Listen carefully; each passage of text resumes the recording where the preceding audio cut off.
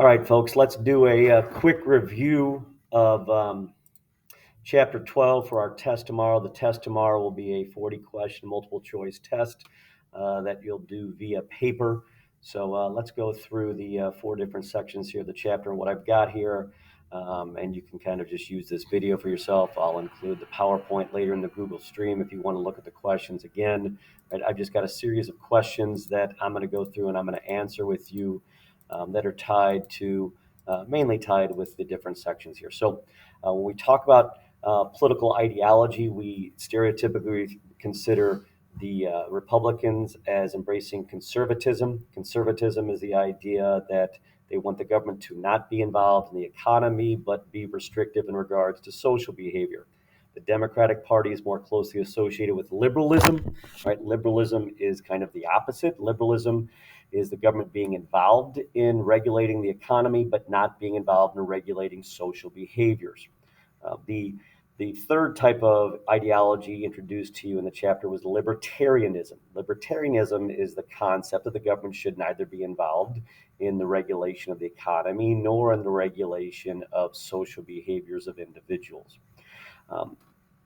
What we can recognize if we look at the beliefs of the political parties is, despite their staunch stances, we can see some hypocrisy in their positions, all right?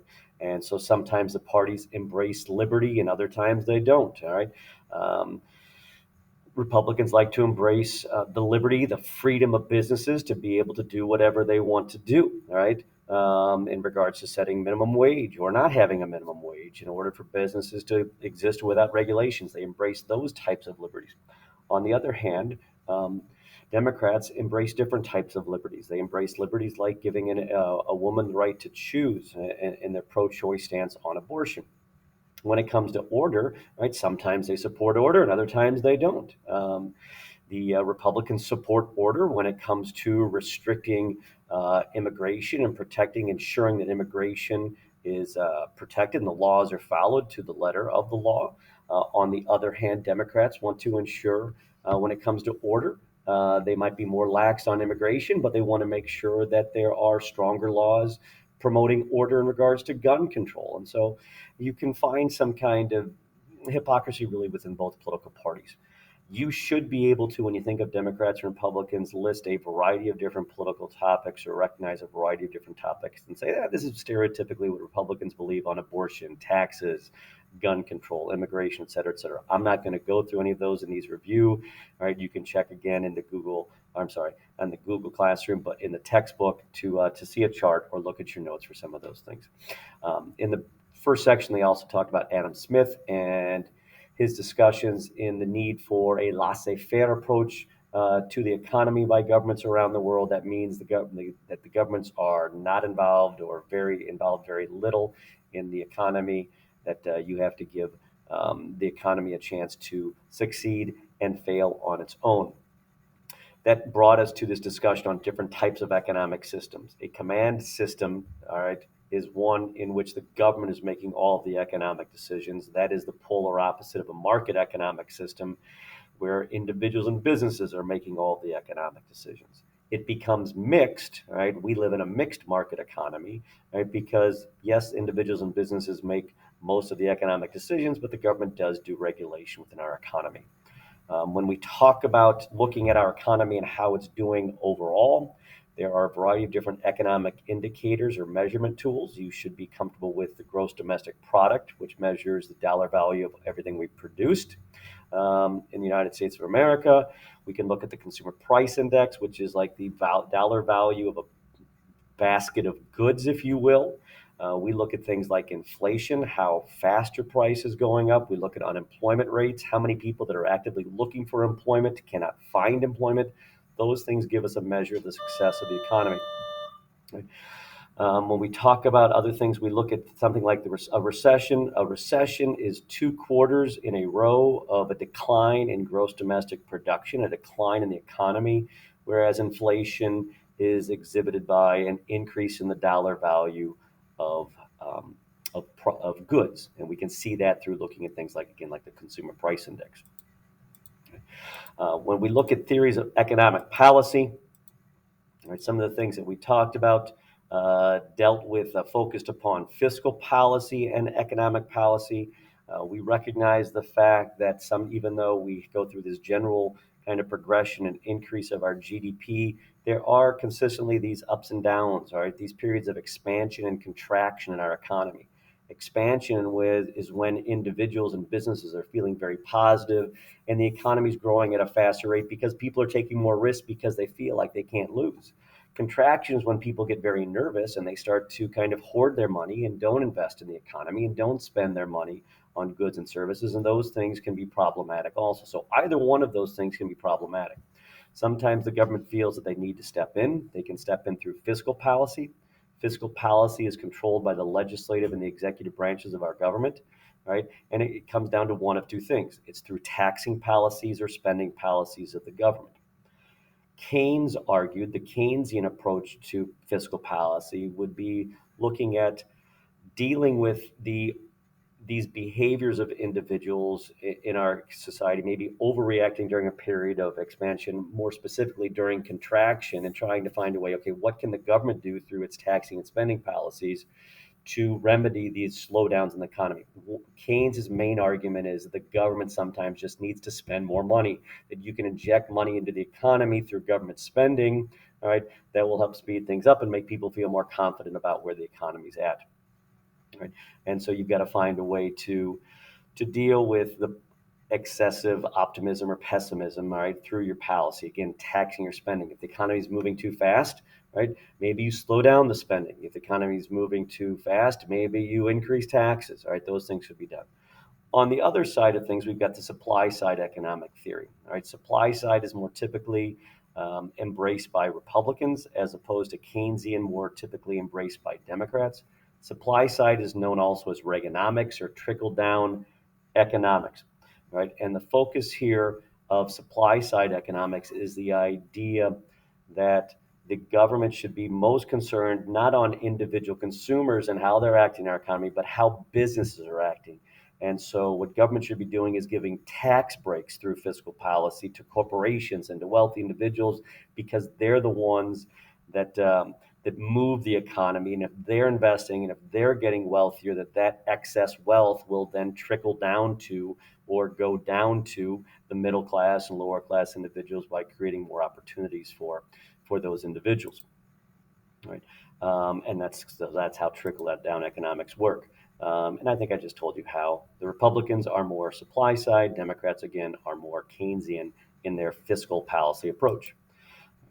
From the monetary policy side of things, we look at the federal bureaucracy rather than the legislative and executive branches like we did with fiscal policy. Okay, monetary policy are actions taken by the Federal Reserve Board, right? All right, that's a part of the federal bureaucracy, the Federal Reserve Board or the Fed, all right, or the Federal Reserve System, right? Also sometimes referred to as the central bank.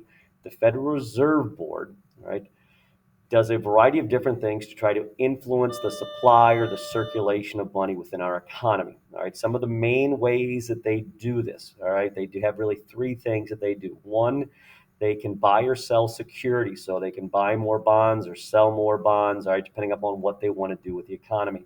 They can influence and they can change the borrowing rates for banks that influence the interest rate that you're going to borrow at, right? And the other thing that the Fed does besides dealing with securities or borrowing rates is they also establish reserve requirements, the percentage of all deposits that have to be left in banks. And so they could change those levels depending upon what they want to achieve. If you're a monetarist, right, you're somebody that believes monetary policy is the best way to deal with any type of economic issue that the government needs to get involved in. If you wanted to speed up the economy as a monetarist, you would decrease borrowing rates or you could decrease reserve requirements. If you wanted to speed up the economy as a monetarist, you could also go out and buy back government securities because then you'd be giving more money to people that they could then inject back into the economy, right? From the fiscalist perspective, a fiscalist wants to use fiscal policy. So if you're a fiscalist and you want to speed up the economy, what you would do is you would decrease taxes on people or you would spend more government money to put money in there. If you want to slow down the economy, you increase taxes or you slow down spending Those two things would take money out of circulation and help slow the economy down. All right. And then I think I already answered the questions about the monetarist on how to speed up and slow down. Right. The last section dealt with social policy. All right. And so social policy is policy developed by the government to deal with large numbers of the human condition, all right, to affect large portions of our population, primarily through areas that we kind of just focus upon education and healthcare, all right. And so the Constitution itself, if we look at the preamble, we recognize that the government of the United States, all right, the beginning of the Constitution, all right, we the people, all right, in order to form a more perfect union, establish justice and ensure domestic tranquility, provide for the common defense, promote the general welfare of, all right, that's right there in the preamble, right? The government has always established itself, the Constitution's purpose was to promote the general welfare of the people, all right? Social policy leads towards that end, all right? And so it can deal with these healthcare and education issues. When we talked about healthcare, one of the things that we looked at was the beginnings of some entitlement programs, all right, programs that are mandated spending through our budget. And they're mandated because laws have been passed. And there were laws passed that established Medicare. Medicare provides health care for the elderly and the disabled in our country, all right, through the government. Medicaid, all right, was passed a few years later. Medicaid provides health care insurance to low income individuals through the government. A few decades later, in 2010, we passed the Affordable Care Act, also known as Obamacare. The Affordable Care Act are laws established by the federal government that tries to find a way to get private insurance options more easily available to Americans that aren't insured. All right, in 2010, we had about 50 million Americans that still didn't have health insurance coverage, but didn't qualify for Medicare or Medicaid. What the Affordable Care Act did was it required things like health insurance companies to allow parents to keep kids on their health insurance coverage through the age of 26. It required businesses that have over a certain number of employees to offer health insurance plans to their employees.